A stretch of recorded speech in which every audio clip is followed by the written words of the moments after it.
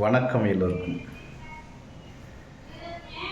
தன் சிறகை மறந்து பறக்க துடிக்கும் பறவை போல, தன் கிளைகளை மறந்து இலைகள் அசைக்கின்ற மரங்களைப் போல, தன் மனம் திறந்து பறக்க வேண்டும் இந்த மரங்களைப் போலவும் இந்த பறவைகளைப் போலவும்.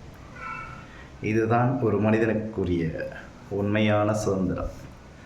அப்படியான சுதந்திரத்தை இந்த உலகத்தில் மனிதர்களிடம் இருக்கிறதா அப்படின்னு பார்க்கும்போது, சொந்தமாக உண்மையாக சொன்னால் இல்லவே இல்லை. சொந்தமான உடல், உயிர் எல்லாமே இருந்தும் ஒரு விலங்கை போல, ஒரு கட்டுண்ட கைதியைப் போல இந்த உலகத்தில் நாம் எல்லோருமே வாழ்கிறோம். அதான் உண்மை. இயற்கையிலேயே எந்தவித கட்டுப்பாடும் இன்றி தான் இயற்கை நம்மளை படைத்தது.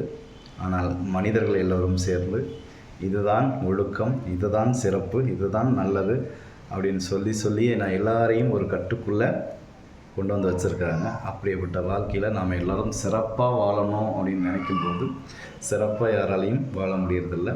ஏன்னா அவங்களுக்கு ஒருத்தருக்கு பிடிச்ச விஷயம் இன்னொருத்தருக்கு பிடிக்காது, இன்னொருத்தருக்கு பிடிக்காத விஷயம் ஒருத்தருக்கு பிடிச்சிருக்கும் இல்லையா?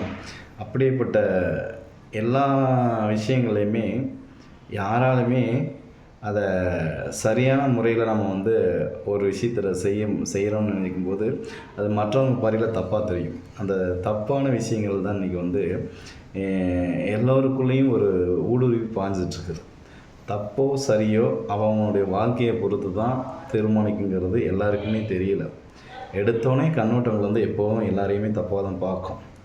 அப்படிப்பட்ட சூழலில் மனிதர்கள் எல்லாரும் வாழ்ந்து கொண்டும் திணறிக்கொண்டும் இருக்கிறார்கள், தடுமாறிக்கொண்டும் இருக்கிறாங்க. அப்படிப்பட்ட இந்த உலகத்தில் ஒரே ஒரு பிறவியில், இந்த அற்பத்தனமான வாழ்க்கையில், ஒரு பைத்தியக்காரத்தனமான ஒரு மனிதர்கள் மத்தியில் நாம் எல்லோருமே உண்மையாக இருக்கணும்னு எல்லோரும் நினைக்கும்போது, மற்ற எல்லாருமே உண்மையாக இருக்கிறாங்களான்னு நினைக்கும்போது யாரும் அந்த உண்மையோடு இருக்கணும் அப்படின்ற சொல்ல தான் அதிகமாக பயன்படுத்துவாங்களே ஒழிய உண்மையாக யாரும் இருப்பதாக ஏட்டளவிலும் கிடையாது, எந்த அளவிலுமே கிடையாது. எல்லாமே பேச்சளவில் தான். வாழ்க்கையும் அப்படி தான் எல்லார் இடத்துலையும் போயிட்டுருக்கும்.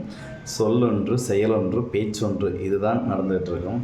யாராலையுமே இந்த 3 விஷயத்தையும் ஒரே நேர்கோட்டில் செய்து விட்டால் அவன் இறைவன். நாம் எல்லாம் அற்ப பதர்கள் தானே, மனிதர்கள் தானே. இந்த மாதிரி எல்லாம் கட்டுக்கோப்போடும் சீரோடும் சிறப்போடும் வாழ்ந்து முடித்தவர்கள் மத்தியில் எந்த கட்டுப்பாடற்ற சுதந்திரமாக வாழ துடிக்கும் மனிதர்கள் மத்தியில் எது தப்பு எது சரின்னு தெரியாமல் வாழ்ந்துக்கிட்டு இருக்கிற சராசரி மனிதர்களோடு நாமளும் 10ஓடு 11ஆக வாழ்ந்து கொண்டு தான் இந்த உலகத்தில் செல்வதாக இருக்கிறது. தவறேனும் இருப்பினும் பொறுத்தருள்க. மனத்தினுடைய சாரல் மனத்தில் பட்டதை சொல்லியிருக்கேன். பாருங்கள், கேளுங்க, ரசிங்க, முடிஞ்சால் ஷேர் பண்ணுங்கள். நன்றி, நல்லது, மகிழ்ச்சி, வாழ்த்துக்கள்.